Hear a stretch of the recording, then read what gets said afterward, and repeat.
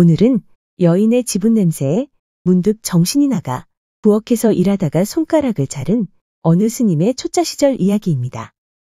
구독과 좋아요 그리고 알람 설정 부탁드립니다. 재미있고도 좋은 글로 보답하겠습니다.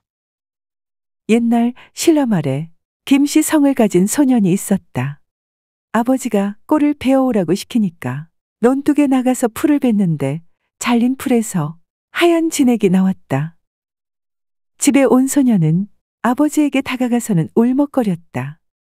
아버지, 풀을 뱄는데 풀에서 피가 납니다.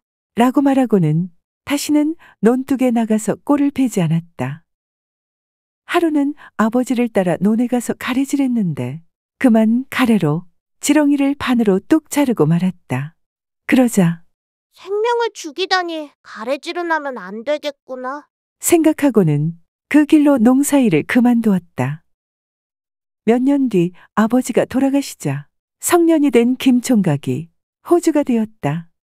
아들의 장래에 대하여 고민하던 어머니가 장사하기를 권유하였고 김총각은 소금 장수가 되었다. 어느 해 봄이었는데 소금을 가득 짊어지고 강원도 대관령 고갯길을 김총각이 넘어가고 있었다. 어머님이 좋아하는 반찬을 밥상에 올리게 소금을 많이 팔았으면 좋겠다. 이런 생각을 하며 길을 가는데 너무 가팔랐다. 그래서 잠시 쉬고 갈 요량으로 지게를 내려놓았다. 널찍한 바위 위에 앉은 김총각은 흐르는 땀을 닦았다. 땀을 닦은 다음 정신을 차리고 둘러보니 바로 옆에 어떤 노스님이 서 있었다. 노승은 삐쩍 마른 체구에 고이는 넘긴 듯하였는데 따가운 햇살 아래 꼼짝하지 않고 가만히 서 있었다. 스님은 우두커니 서서 가끔 얼굴을 찡그리면서 웃는 건지 우는 건지 모를 표정을 짓고 있었다. 스님의 행동이 기이해서 김총각이 넌지시 말을 걸었다. 큰 스님, 지금 길섭에 서서 무엇을 하시는지요? 스님이 대답했다. 젊은이, 지금 나는 중생들에게 공양을 베푸는 중이라오. 놀란 김총각이 누가 있나 하고 주변을 돌아보았지만 아무도 없었다. 중생들이라고요? 여기에는 스님과 저 말고는 아무도 없는데요. 그러자 스님이 미소 지었다. 공양이 다 끝나가니 조금만 기다리게. 잠시 후 노스님은 장삼 속에 가려져 있던 가느다란 팔뚝을 김총각에게 쑥 내밀었는데 벌겋게 부풀어 오른 자국이 온통 팔뚝에 뒤덮여 있었다. 김총각이 놀라 말했다. 스님, 이건 이나 벼룩 같은 것에 물린 자국 아닙니까? 어찌 이렇게 되도록 내버려 두셨습니까? 옷 벗으세요. 제가 이를 잡아드리겠습니다. 괜찮소. 일체 중생이 모두 다 생명을 가지고 있는데 미물이라고 해서 함부로 죽일 수 있나? 비록 미물이긴 하지만 이도 생명이니 같이 살아야지. 꼼짝하지 않고 우두커니 서 계신 건 왜 그러셨습니까? 이보시오, 시주님. 시주님이 밥 먹을 때 밥이 움직이면 밥이 제대로 넘어가겠소. 그래서 조용히 서 있었지. 그러더니 이를 하나 집어서는 살펴봤다. 살이 올라서 통통한 것이 탁하고 누르면 틱하고 핏물이 튈 것 같았다. 이제 녀석들도 배가 부른 듯하니 갈 길을 가야겠소이다. 김총각은 노스님의 말에 크게 감동했다. 세상에 이런 스님도 있구나. 나는 지금까지 노스님과 같은 생각을 한 번도 해본 적이 없는데 어쩌면 저렇게 자비심을 가질 수가 있을까? 나도 저 노스님과 같이 수행하며 평생 살아봤으면. 하지만 이런 생각은 잠시뿐이었다. 집에 혼자 계신 어머니를 생각하면 출가는 감히 꿈도 못 꿀 일이었다. 그렇지만 이런 생각과는 달리 청년의 몸은 어느새 노스님을 따라가고 있었다. 물을 건너고 산을 넘어 노스님의 뒤를 따라갔는데 마침내 도착한 곳은 오대산 월정사의 산내 암자인 동대 관음암이었다.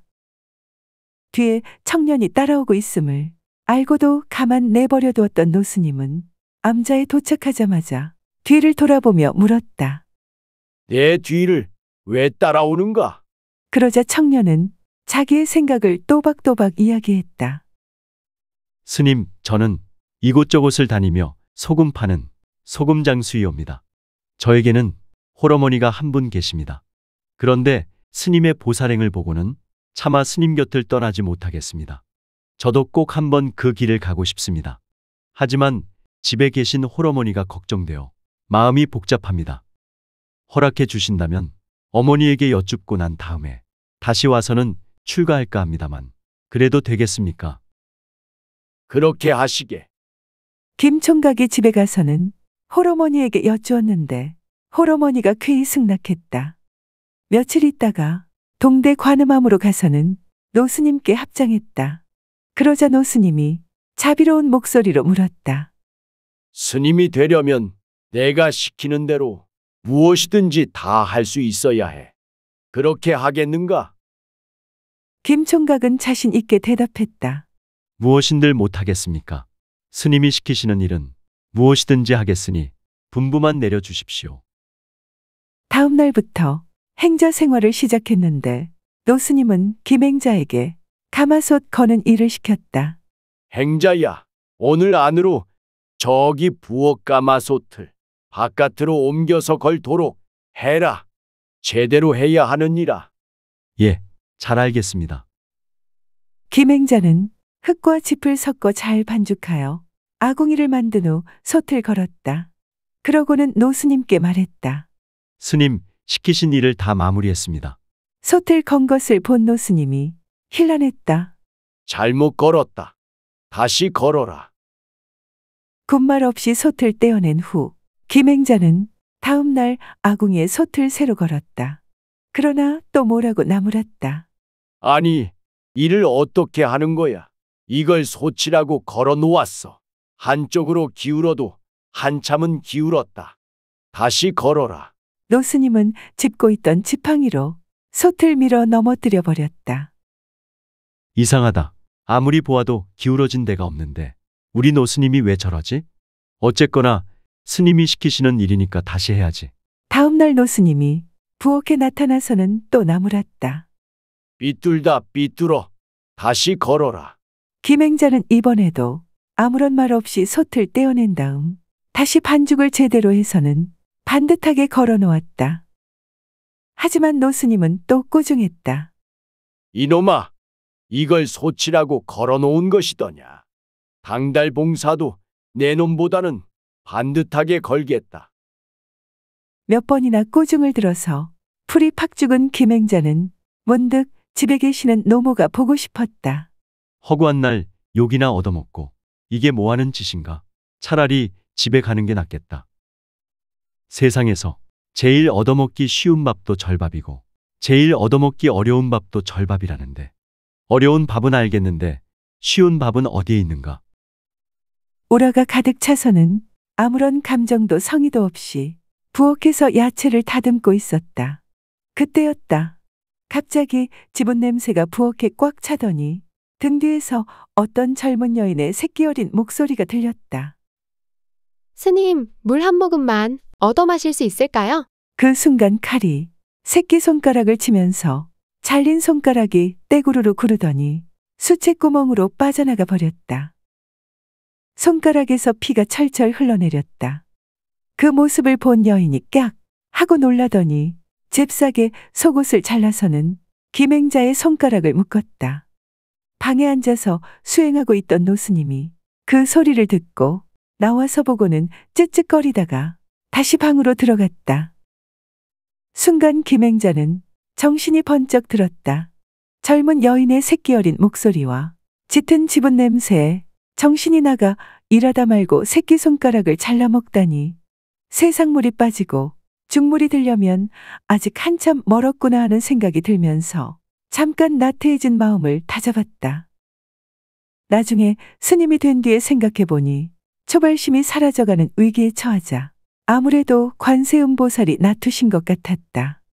그렇지 않으면 첩첩산중에 있는 암자에 그것도 절집 부엌에 젊은 처녀가 고개를 드밀 이유가 없었다.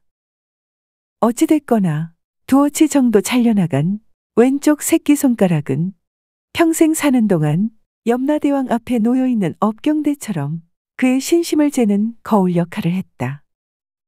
다음 날에도 한 손으로 흙과 짚을 섞어 반죽해서는 솥을 걸었다. 부상자라 봐줄만도 한데 아니나 다를까 야속하게도 노스님이 또 트집을 잡았다. 하지만 견뎌냈다. 참을 인자 3번이면 살인도 면한다더라. 라는 어머님의 당부 말씀을 상기하면서 이렇게 하여 솥거는 일을 물경 9번이나 반복한 뒤에야 노스님이 제대로 걸었다고 말했다. 고생했다. 그동안 너의 인내심이 어느 정도인지를 시험해 보았느니라. 오늘 너에게 새로운 이름을 주겠다. 그동안 너는 9번이나 솥을 걸었다. 그래서 너의 법명을 구정이라 지었으니 잘 간직하도록 하여라. 그때부터 노스님은 김행자의 인욕심을 인정하게 됐고 정식 제자로 이름을 올렸다. 구정이라는 법명을 받은 김행자는 뛸 듯이 기뻤다.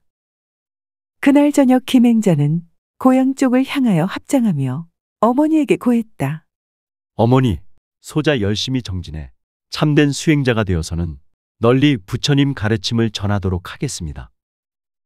김행자의 귀에는 어머님의 대답이 들리는 것 같았다. 참 잘하셨습니다, 구정스님. 이 어미 걱정은 하지 마시고 부디 중생을 제도하는 큰 스님이 되어주세요. 법명을 받은 뒤 2년간 더 행자 생활을 한 다음 정식으로 비구계를 받아 김행자는 마침내 구정스님이 되었다. 스님은 훗날 뛰어난 선지식으로 큰 명성을 얻었는데 흔히 인욕보살로 불리는 구정선사의 수행정신은 요즘도 출가 수행자들의 귀감이 되고 있다.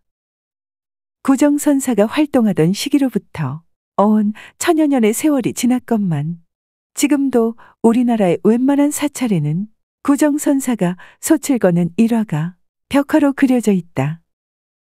월정사 산내 암자인 동대관음암은 강원도 오대산에 있다. 동대관음암은 신라시대 왕자였던 보천태자가 1만 관음상을 그려 봉안에 관세음보살님이 머무는 곳이라 전해진다. 6.25 전쟁으로 소실되었는데 이후 1971년에 중건됐고 1996년 월면 스님이 오래된 요사체를 헐고 새로 지었다. 구정선사의 스승은 신라말 구산선문 가운데 하나인 성주산문의 개창자인 무염선사라고 말해진다. 충남 금산에 있는 신안사, 경남 창원의 성주사, 경남 함안의 장춘사가 무염이 불사하여 세운 절이다.